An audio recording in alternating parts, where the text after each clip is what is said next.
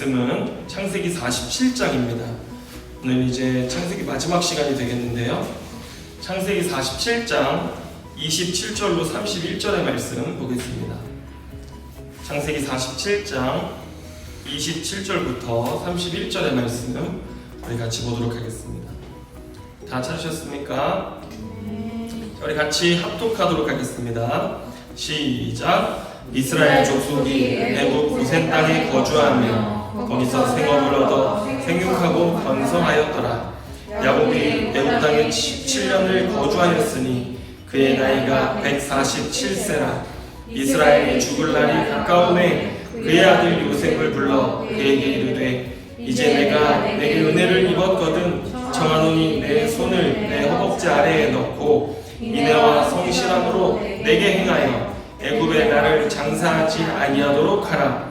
내가 조상들과 함께 눕거든 너는 나를 애굽에서 메어다가 조상의 묘지에 장사하라. 요셉이 이르되 내가 아버지의 말씀대로 행하리이다. 야곱이 또 이르되 내게 맹세하라 하매 그가 맹세하니 이스라엘이 침상 머리에서 하나님께 경배하니라. 아멘. 저는 이 말씀을 가지고 기도에 대하여 26번째 말씀을 함께 나누도록 하겠습니다. 자, 여러분 오늘 본문 27절, 28절 말씀을 다시 보면 이스라엘 백성들이 애굽 땅에서 어떤 삶을 살았는지를 기록하고 있습니다. 자, 27절, 28절 제가 읽어드리겠습니다. 이스라엘 족속이 애굽 고센 땅에 거주하며 거기서 생업을 얻어 생육하고 번성하였더라. 야곱이 애굽 땅에 17년을 거주하였으니 그의 나이가 147세라. 여러분 이스라엘 백성들이 애굽 땅 고센 땅에 들어간 지 몇 년이 지났어요? 17년이 지났습니다. 17년이 지나는 시간 동안 어떤 일이 일어났습니까?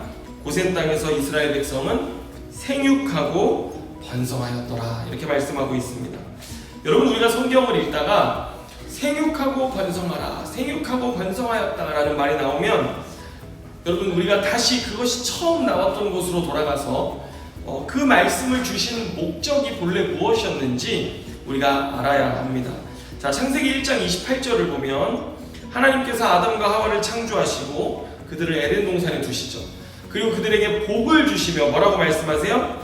생육하고 번성하라, 땅에 충만하라, 땅을 정복하고 다스리라 말씀하신 것을 우리는 알 수 있습니다. 그러면 생육하고 번성하라 주님 말씀하셨으면 이 창세기 1장 28절의 내용이 그대로 다 여기 들어가 있는 거예요. 자, 여러분 하나님의 형상대로 하나님이 아담과 하와를 지으시고 그들에게 생육하고 번성하라고 하셨어요. 이게 뭐냐? 하나님의 뜻이 뭐였습니까? 창조의 뜻, 목적이 무엇이었냐면 에덴 동산에서 시작된 이 하나님의 형상의 번성과 생육함이 이제 온 지구에 이르도록 충만케 되어지는 거예요. 이것이 하나님이 원하시고 목적하시고 계획하셨던 것이었습니다. 그래서 본래 여러분 우리가 하나님의 형상이다라고 하면 무슨 뜻이냐면 고대의 하나님의 형상은 신의 현현이다, 또 신의 아들이다, 신의 통치권을 위임받았다라고 하는 한마디로 신에 대한 호칭이에요. 예, 형상이다 하면 너도 신이다 이런 뜻이나 마찬가지인 것입니다.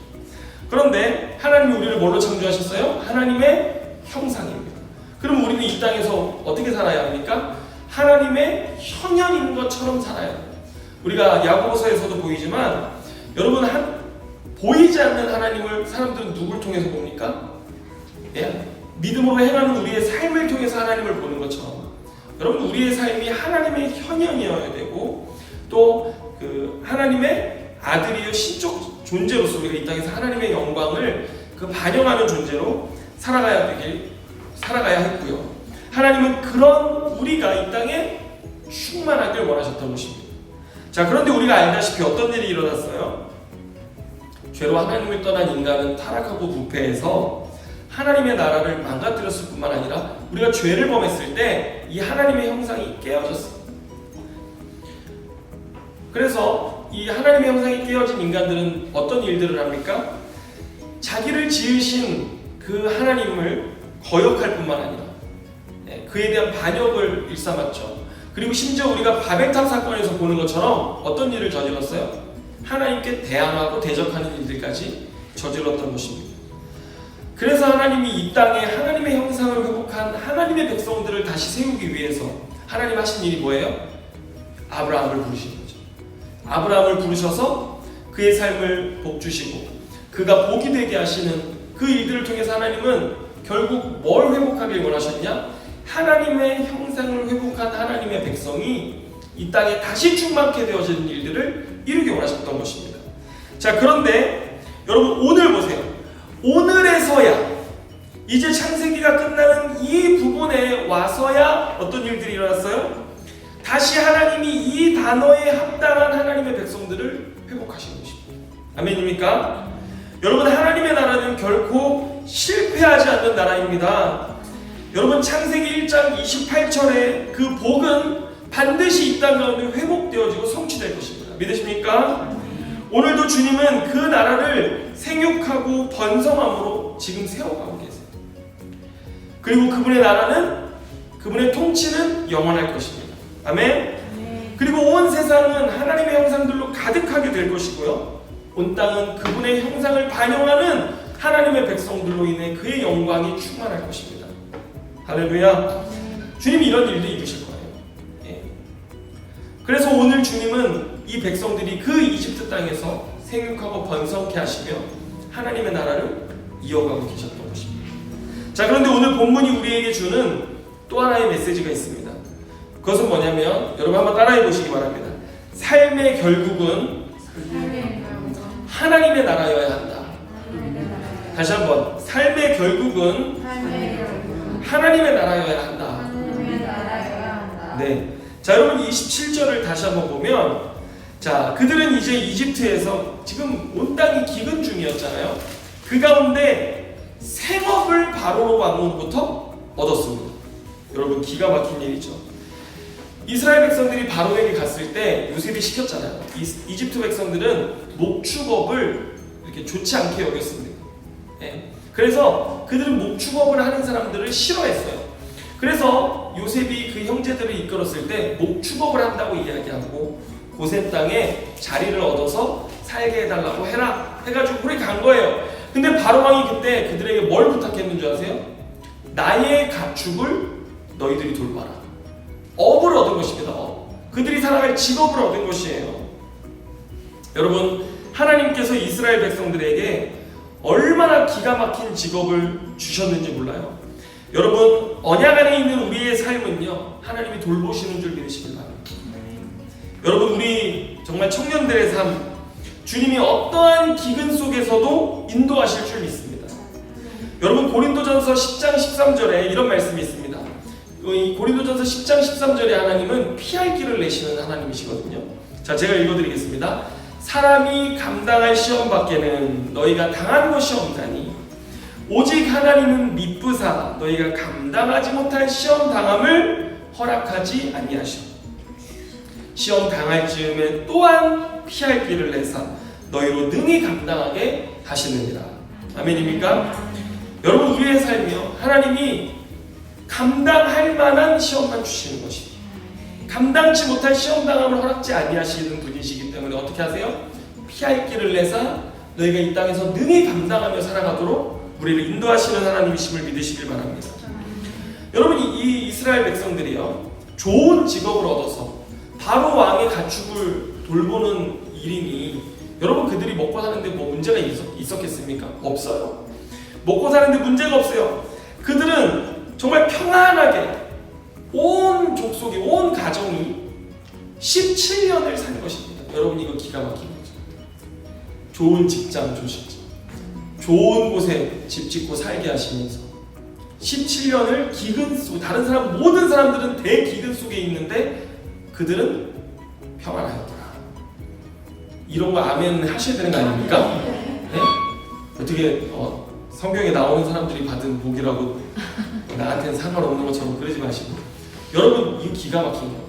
하나님이 좋은 직업 주시고 지금 아멘 하라고 좀 타이밍 드리는 거예요. 지금 나온 집사님 빨리 크게 아멘 하시기 바랍니다. 아니 땡기지 마세요. 예. 이게 균형이 깨지면 안 되기 때문에 네 하나님이 좋은 직업 주시고 평안하게 하셔서 아멘. 17년을 살게 하시는 것입니다. 아멘. 여러분 지금부터 17년 더 해보세요. 몇 살입니까? 61세. 그쵸? 은퇴하는 거예요. 17년. 아멘. 정년이 보장된 직업입니다. 예. 아멘. 이제야 좀 감사가 나오는 것 같네요. 네. 그런데 여러분 우리가 이렇게 삶이 한 17년 정도 쭉 평안하잖아요. 그럼 어떤 일들이 일어날까요? 우리가 쉽게 잊어버리는 것이 있어요. 그게 뭐냐면 바로 우리의 삶의 목적지를 잊어버린다고 하는 것입니다. 여러분 오늘 본문 창세기 47장 29절로 30절의 말씀을 다시 한번 보면 우리 한번 같이 읽어볼까요? 시작. 이스라엘이 죽을 날이 가까우매 그의 아들 요셉을 불러 그에게 이르되 이제 내가 네게 은혜를 입었거든 청하노니 내 손을 내 허벅지 아래에 넣고 인애와 성실함으로 내게 행하여 애굽에 나를 장사하지 아니하도록 하라. 내가 조상들과 함께 눕거든 너는 나를 애굽에서 메어다가 조상의 묘지에 장사하라. 요셉이 이르되 내가 아버지의 말씀대로 행하리이다. 여러분 야곱은 자신의 죽을 날이 가까워오자 요셉을 불러요. 그래가지고 그에게 맹세하게 합니다. 뭘 맹세하게 합니까? 내가 죽거든 나를 애굽에 장사하지 말고 어디에 장사하라고 그래요? 조상의 묘지에 장사하라. 이렇게 말씀합니다. 여러분 그 조상의 묘지가 어디일까요? 창세기 49장으로 가보겠습니다. 창세기 49장 29절로 32절입니다. 자, 다시 한번 이 야곱이 자신의 장래에 대해서 이야기하는 대목이 나오는데, 자, 29절로 32절, 49장 29절로 32절 다시 한번 읽습니다. 같이 시작. 그가 그들에게 명하여 이르되 내가 내 조상들에게로 돌아가리니 나를 햇사람 에브론의 밭에 있는 굴에 우리 선조와 함께 장사하라. 이 굴은 가나안 땅 마므레 앞 막벨라 밭에 있는 것이라. 아브라함이 햇사람 에브론에게서 밭과 함께 사서 그의 매장지를 삼았으므로 아브라함과 그의 아내 사라가 거기 장사되었고 이삭과 그의 아내 리브가도 거기 장사되었으며 나도 레아를 그곳에 장사하였노라. 이 밭과 거기 있는 굴은 햇사람에게서 산 것입니다. 아멘. 여러분 어디에요? 조상의 밭은 햇사람 에브론의 밭입니다. 가나안 땅 마므레 막벨라 밭에 있는 그 밭과 굴이 있는데 거기를 아브라함이요 굉장히 비싼 값에 샀습니다. 말도 안 되는 값비싼 대가를 치르고 그 땅을 샀거든요. 근데 아브라함이 왜 그 가나안 땅에 자기 아내 사라를 매장하기 위해서 그 땅을 샀을까? 여러분 여기에는 놀라운 믿음의 법칙이 들어있어요. 아브라함은요 사라를 왜 거기에 장사 지냈어요? 하나님이 우리에게 약속하신 이 기업 가나안 땅을 약속대로 반드시 나에게 주실 것, 우리에게 주실 것을 믿음으로 아브라함은요 그 밭을 자기가 사서 소유한 것입니다. 어마어마한 대가를 치렀어요. 그 당시 시세로는 말도 안 되는, 물론 그 당시에 이방인에게 땅을 파는 일조차도 흔한 일이 아니었고 드문 일이었어요. 그런데 아브라함은 그 기업고 사야겠는 거예요. 그 땅의 일부를. 왜 그랬냐? 하나님 반드시 이 땅을 우리에게 기업으로 주실 것이라는 믿음을 고백하면서 그 땅을 샀던 것인데요. 그 이후로 대대로 이삭과 리브가도, 그 다음에 첫째 아내였던 레아도 묻혔고요. 이제 야곱도 이집트에 있지만 어디에 묻어달라고 한 거예요? 그 조상들이 묻혀있는 그 밭에 묻어달라고 이야기를 한 것입니다. 여러분 우리가 창세기 이제 50장으로 한번 가보겠습니다. 50장 24절 25절의 말씀을 한 번 더 보겠습니다. 자, 다 찾으셨습니까?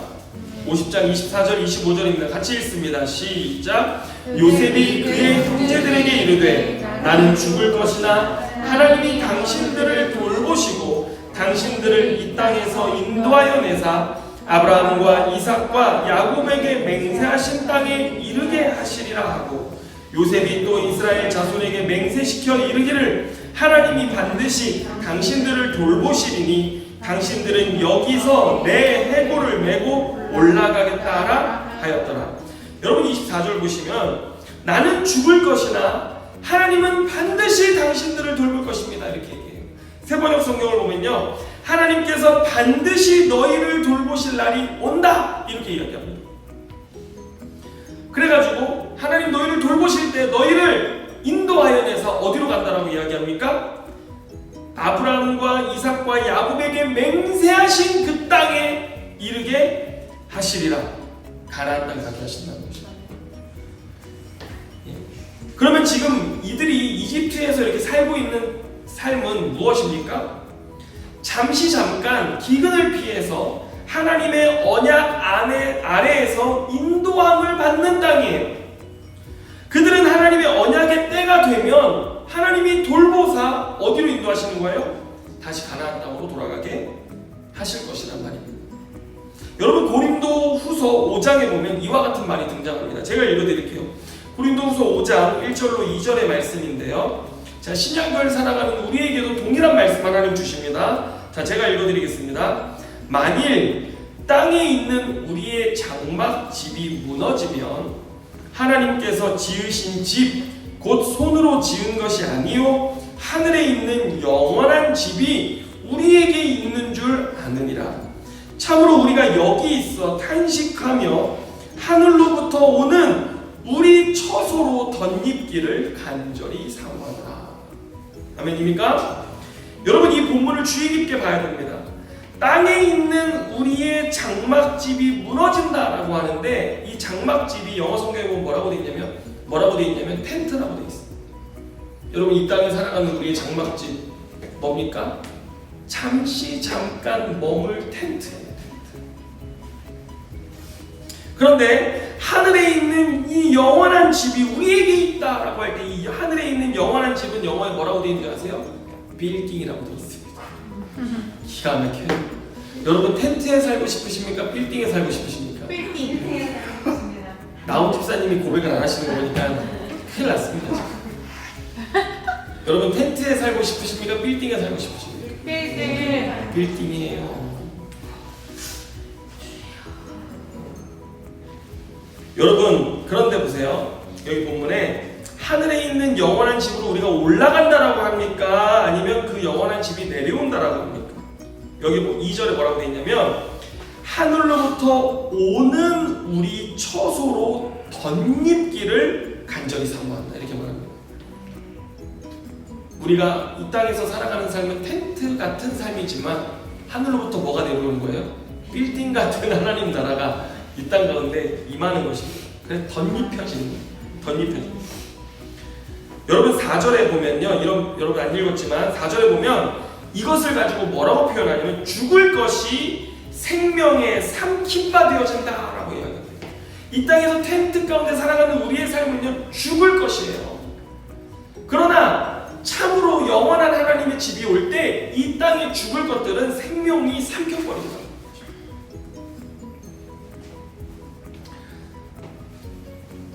여러분, 이집트 고센 땅에 있었던 이스라엘 백성에게는 그곳이 뭐예요? 텐트였어요.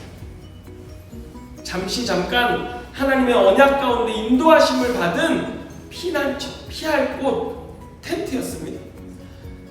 그런데 이 텐트는요, 어떤 거예요? 죽을 것이에요. 고린도후서를 보면 죽을 것이라고 되어 있어요. 생명이 아니에요.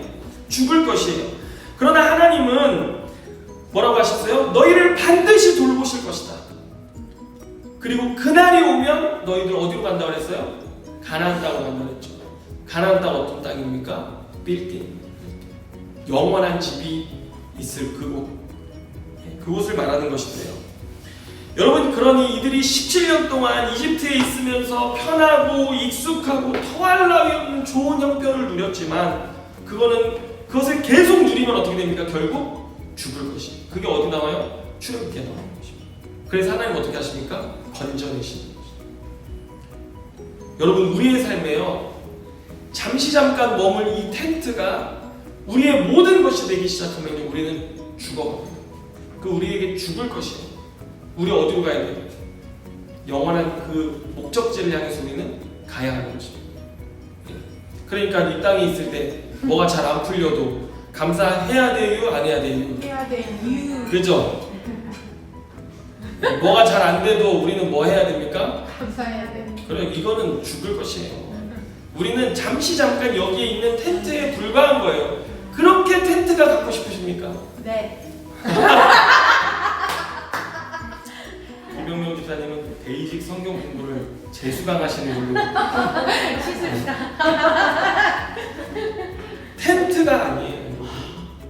하늘로부터 우리를 삼키듯이 오셔서 생명을 주실 그 영원한 집이 있잖아요. 아멘.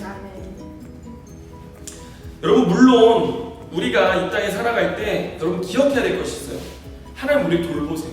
근데 그 돌보심은 우리를 가나안 땅으로 인도하시는 것만 돌보심이 아니라 우리가 기근과 어려운 가운데 있을 때 우리를 어디로 인도하셨어요? 야곱을 이집트로 인도하신 것, 이것도 하나님이 돌보시는 거예요.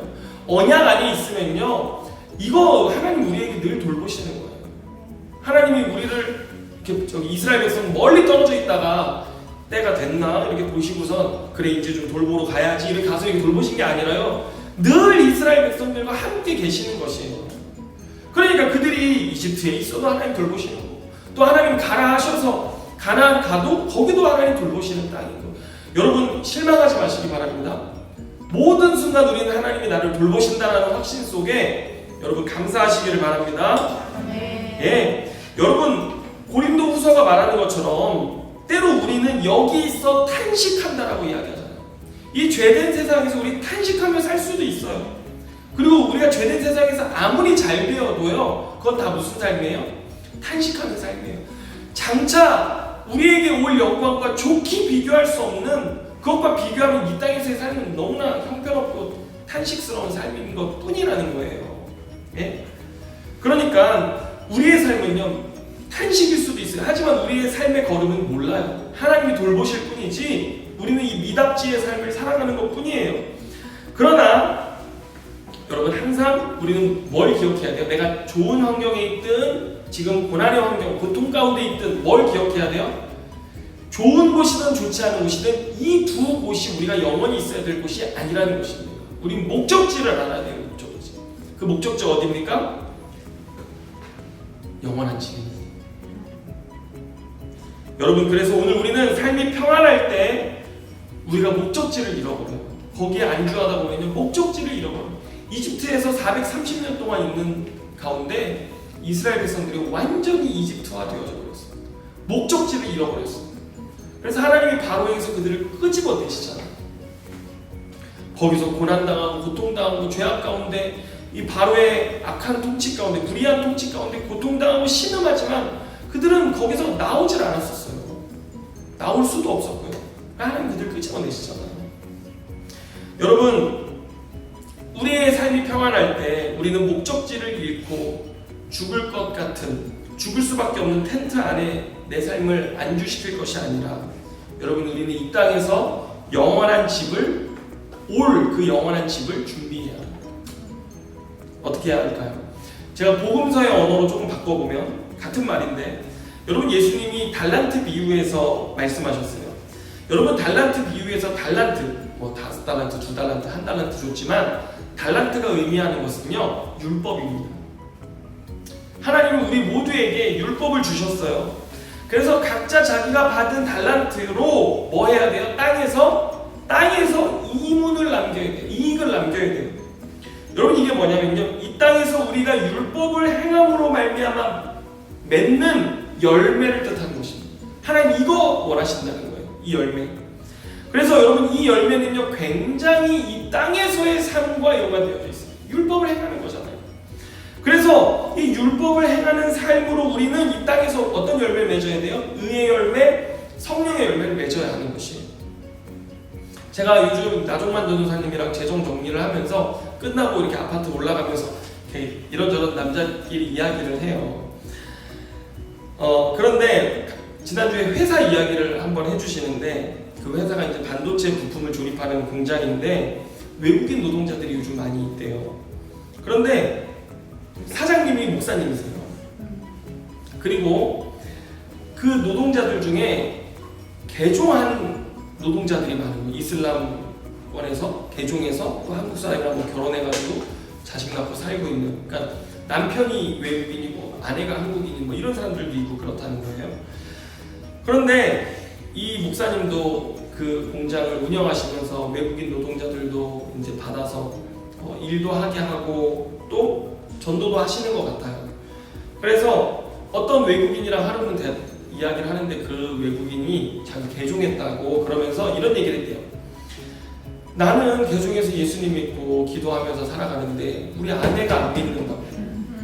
참 기가 막히죠. 우리 자식도 이게 믿음이 좋지가 않다고.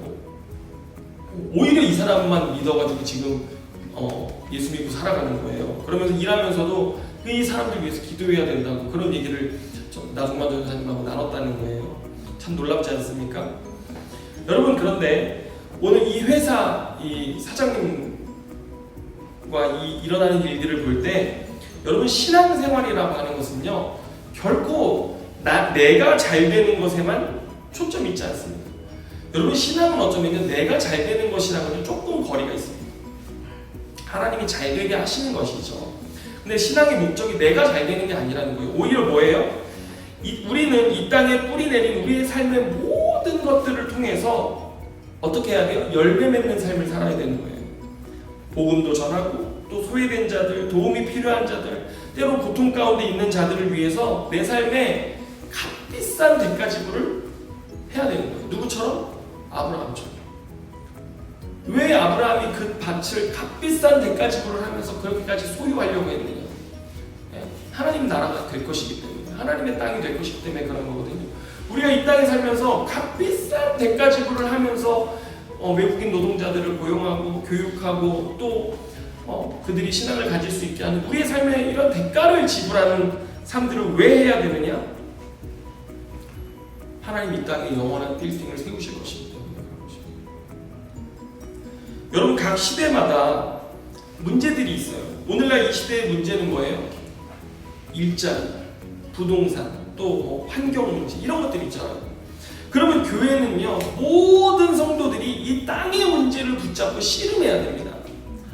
내가 잘 먹고 잘 사는 거, 내가 축복받는 게 문제가 아니라 이 땅의 문제를 우리가 잡고 씨름해야 된다라고 하는 거예요. 그래서 교회가 할 수 있는 일이 무엇인가, 교회가 도울 수 있는 문제들이 무엇인지를 교회는 고민하는 공동체여야 됩니다. 또 교회는 각 지역에 속해 있잖아요. 그럼 뭐 해야 돼요? 그 지역의 문제가 무엇인지를 알고 씨름해야 됩니다. 여러분, 요즘 이 지역의 문제가 뭔지 아십니까? 중국에서 이렇게 이주해 온 중국인 가정들이 어마어마하게 많아요. 제가 가르치는 학원의 3분의 1 이상이 중국인 아이들이에요. 또 이 지역에 독거노인이 있습니다. 혼자 사시는 독거노인. 그래서 저희 아파트에서도요 앰뷸런스 오면 누구 돌아가신 거예요. 언니 힘들면 나한테 꼭 전화해 했는데 며칠 전화가 안 오면 돌아가신 거예요. 이런 현실이 있어요. 그러면 교회는 어떻게 해야 됩니까? 이런 문제들을 붙들고 씨름하고 있어야 돼요. 그래서 우리는 거기서 뭐 맺어야 돼요? 열매 맺어야 돼요. 물론 교회 성도들의 어려움이 제일 먼저입니다. 먼저는 믿음의 가정들에게 일진이라 주님 말씀하셨거든요. 그래서 성도들의 어려움을 위해 돕고 섬기고 하는 것이 우리 교회가 맺어야 될 가장 중요한 열매이기도 하지만요, 여러분, 우리는 이 땅에 살아갈 때 그 땅의 문제에 씨름해야 돼요. 여러분, 아브라함이 가나안 땅으로 하나님이 부르셨을 때 가나안 땅 어땠는 줄 아십니까? 수많은 우상과 죄악이 관영이 있었습니다. 그런데 하나님 뭐라고 하셨어요? 이 땅을 너에게 유업으로 줄 것이다 말씀하셨어요. 이상하죠? 하나님 이 땅을 저한테 유업으로 주신다고요? 하나님 거기서 아브라함을 살게 하시면서 거기서 뭐 하게 하신 거예요? 너와 너의 후손과 너의 자손들에게 하나님의 말씀을 가르치며 여기서 살아가는 게 너의 사명이다라는 것을 가르쳤고, 아브라함은 그 땅을 산 거예요. 자기 값비싼 대가로 그 땅을 사서 자자손손 여기에 뼈를 묻고 살면서 이 땅에 대한 사명이 있다라고 하는 것을 자손들에게 대대로 가르쳤다라고 하는 것입니다. 그래서 그들은요 그 땅의 문제와 늘 씨름하며 살아야 했던 것이죠. 마찬가지입니다. 우리들도요. 여러분, 우리도 이렇게 살아가는, 이 땅의 문제와 씨름하면서 살아가는 것이 우리의 사명이고요. 이 땅의 문제와 현실 가운데 우리는 뭘 해야 돼요?